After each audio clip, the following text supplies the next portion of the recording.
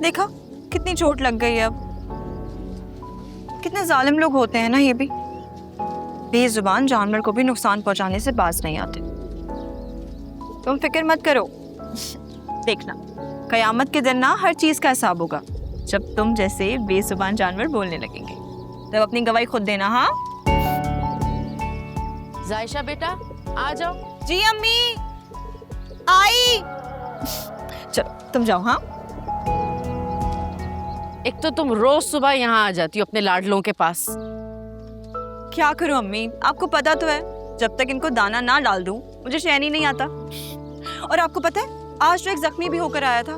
जानती हूँ, इसीलिए तो इतने मजे हैं इन सबके। दाने पानी की फिक्र ही नहीं है, तुम जो ख्याल रखने के लिए। तो अम्मी इस बात का हमें सवाब भी तो मिलता है ना। हाँ बेशक, ये छोटी छोटी नेकियां ही तो काम आती हैं, बड़े अजर का सबब बनती। अरे चलो बातें बहुत करती हो तुम, आ जाओ। तुम्हें पता तो है ना राफे करने वाला उसके हलक से नहीं उतरता तुम्हारे बिना। अब आप चले ना, बस मैं आ रही हूँ। जल्दी आ जाओ।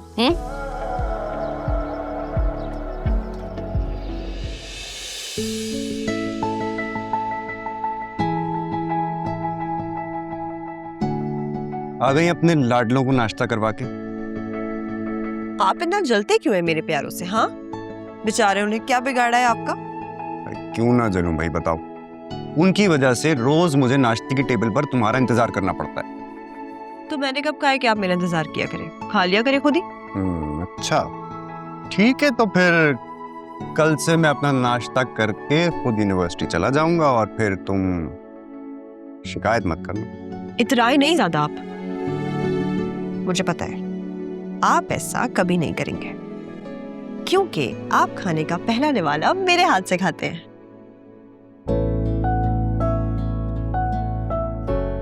पता है इस एक निवाले की वजह से ना मुझे रोज लेट होना पड़ता है। कोई नहीं भाई, कोई लेट वेट नहीं होते, आप टाइम पे पहुंचते हैं, सब पता है मुझे। अच्छा अब जल्दी से ना कॉलेज के लिए तैयार हो जाओ, वरना आज हम वाकई लेट हो जाएंगे। अब मैं आज कॉलेज नहीं जाऊंगी। क्यों? तो तुम्हारे पेपर होने वाले ना। ओह अच्छा, तो कहीं फेल होने के डर से तुमने कॉलेज जाना छोड़ तो नहीं दिया? जी नहीं, सबको पता है कि जायशा कभी फेल नहीं हुई और ना ही कम नंबर लाती है। मेरे कॉलेज वालों ने एग्जाम्स की वजह से हमें छुट्टियां दी हुई है, इसलिए नहीं जा रही। चलो ठीक है, तो एक काम करना, इस बार अच्छे नंबर लेकर आना। कहीं ऐसा ना हो लोग कहें कि इतने लायक भाई की इतनी नालायक बहन है। भाई अभी तो आप इंजीनियर बने नहीं और आपका ये हाल है, जब बन जाएंगे पता नहीं क्या होगा। लो हाँ भाई। यार,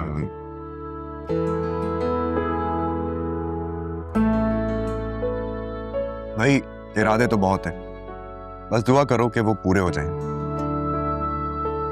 अगर अब्बू जिंदा होते कितना खुश होते ना भाई, उनका ख्वाब था आपको इंजीनियर बने देखना। अब्बू अगर जिंदा होते ना तो तुम्हें और अम्मी को ताई अम्मी का ये सलूक नहीं झेलना पड़ता जो तुम लोग रोज झेलते हो। जितनी मगरूर ताई अम्मी है ना, उससे कई ज्यादा बढ़कर उनके दोनों बच्चे अरीशा और अरसलान भी हैं। बेटा ये सुबह सुबह क्या बातें लेकर बैठ गए? छोड़ो। कैसे छोड़ दूं अम्मी? मैं जब भी उन लोगों का आप दोनों के साथ ये सलूक देखता हूँ ना, मुझे एहसास होता है कि अब्बू के जाने के बाद से ना आप लोगों को कितना मुश्किल वक्त झेलना पड़ रहा है। बेटा श्री भाभी की तो आदत ऐसी है, वो तो हमेशा से इस तरह की है। तुम ये देखो ना, हामिद भाई का रवैया हमसे कितना अच्छा है। तुम्हारे अब्बू के गुजर जाने के बाद अगर उन्होंने हमारे सर पर हाथ ना रखा होता, हमें यूं इस एनेक्सी में पनाह नहीं दी होती, तो मैं कहाँ लेके जाती तुम दोनों को। हाँ अम्मी, ताई अब्बू तो हैं अच्छे, लेकिन ये ताई अम्मी ना इस एनेक्सी में रहने का सारा हिसाब ना आप लोगों से सूद समेत वसूल करती हैं, और मैं ये बात अच्छी तरह जानता हूँ। बेटा मेरा मानना है कि वक्त जैसा भी हो सब्र और शुक्र के साथ गुजार लेना चाहिए, क्योंकि हर वक्त गुजर जाता है, ये वक्त भी गुजर जाएगा। जायशा तुम क्या शक्ल देख रही हो? जल्दी से नाश्ता कंप्लीट करो अपना, हमें जाना है भाभी के घर। किसी काम से ही बुलाया होगा, बिना काम के तो हमें थोड़ा याद करते हैं। फिर शुरू हो गए तुम, अभी मना किया है ना बेटा। भाई छोड़े ना इन बातों को, वैसे भी आज आपका एग्जाम है तो अच्छे मूड से जाएं ताकि एग्जाम भी अच्छा हो। अच्छा दादी अम्मा। अच्छा अम्मी, आपने मेरे इम्तिहान के लिए खुसूसन दुआ की है ना? ये कोई बात है पूछने की भला? तुम तो हमेशा मेरी दुआओं में रहते हो, बल्कि मेरी तो हमेशा ये दुआ रहती है कि मेरे दोनों बच्चे सिर्फ इस इम्तिहान में नहीं बल्कि जिंदगी के हर इम्तिहान में सुरखरू। आमीन। आमीन।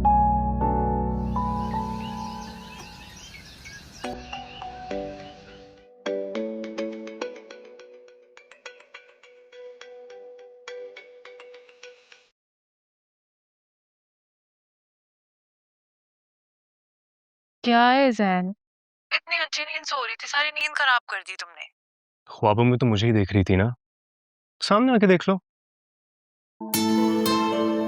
इतनी खुश फहमी मत पालो मिस्टर। मेरा नाम अरीशा हामिद है। ख्वाब में अपने जैसे शानदार लोगों के देखती हूँ, तुम जैसे एवी लोगों के नहीं। क्या कहा? आपको जैन जमान खान यूं एमी तेमी लग रहा है? Yes you mister. मैडम आप जरा जाकर अपनी आंखें चेक करवा लें। क्यों? क्योंकि आपको यूनिवर्सिटी का सबसे हैंडसम लड़का जिसपे सारी लड़कियां फिदा हैं यूं एमी तेमी लग रहा है। अच्छा अब ज्यादा बकबक मत करो, मुझे सोने दो। वैसे भी मेरी क्लास नहीं है तो मैं आऊंगी। मौसम देखो कितना आशिकाना हो रहा है, चल के लंच करते हैं यार। तुम आज भी यूनिवर्सिटी नहीं जा रहे हो? कितनी क्लासेस बंक करोगे यार? जब तुम नहीं होती हो तो तुम्हारे बगैर मेरा क्लासेस में दिल नहीं लगता। अच्छा बस अब रहने दो, इतने फ्लर्टेशियस ना बनो। हर लड़की को यही कहते होगे तुम। हाँ, लेकिन तुम्हारी बात कुछ अलग है। अब बताओ, यूनिवर्सिटी आ रही हो? नो। देख लो, तुम जैन जमान खान को ना भूल रही हो, जिसके एक इशारे पर सारी लड़कियां पागल हो जाती हैं, और वो तुम्हारी खुशामद कर रहा है। तो जनाब मैं भी अरीशा हामिद हूँ, जिसके एक इशारे पे ना दुनिया चलती है। तो जनाब मैं भी तो आपकी कठपुतली हूँ, एक दफा सामने आ जाओ फिर मुझे नचा लें।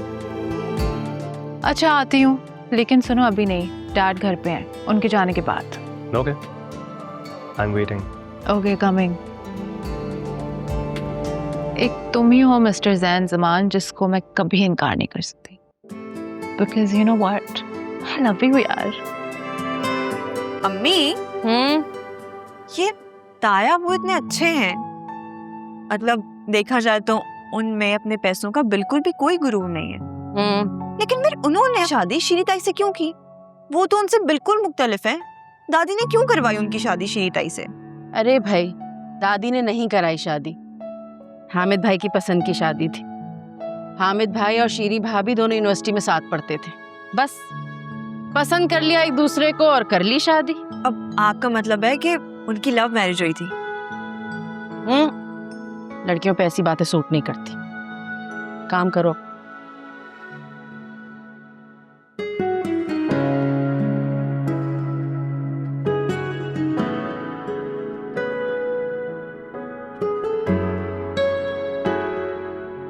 Thank you.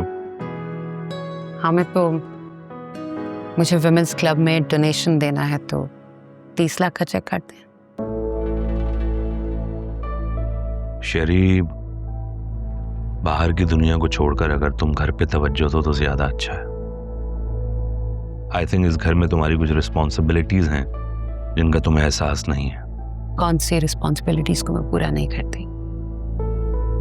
3 औलादें दी हैं आपको, सेहतमंद पाल पोस के बड़ा किया है, आपके बड़े बेटे को अब्रॉड भिजवाया है।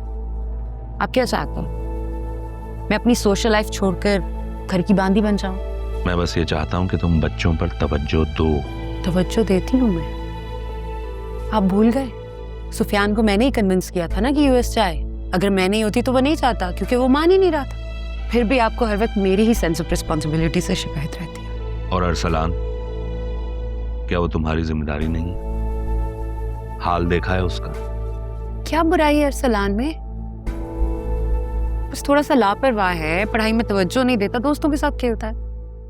इस उम्र में सब ऐसा करते हैं। करते हैं, मगर माओ की जिम्मेदारी होती है कि वो नजर रखें कि बच्चों का फ्रेंड सर्कल कैसा है, वो किसी गलत एक्टिविटी में तो इन्वॉल्व नहीं हो रहे। इतना छोटा नहीं है कि मैं उसकी पर्सनल लाइफ में जा जाके इंटरफेयर करूं। तो जब वो छोटा था तब तुमने कब इंटरफेयर किया? उसकी हर गलत बात पर तुमने सपोर्ट किया उसे। इसी वजह से वो आज ऐसा है। ये तो अच्छा हुआ कि सुफियान को कम उम्र में मैंने बाहर पढ़ने भेज दिया, वरना वो भी ऐसा ही निकलता। ओके, वो आएगा तो मैं उससे बात करती हूँ। Will see. अच्छा ना, मैं आपके लिए नाश्ता लगवाती हूँ, चेक काटना नहीं भूलिएगा।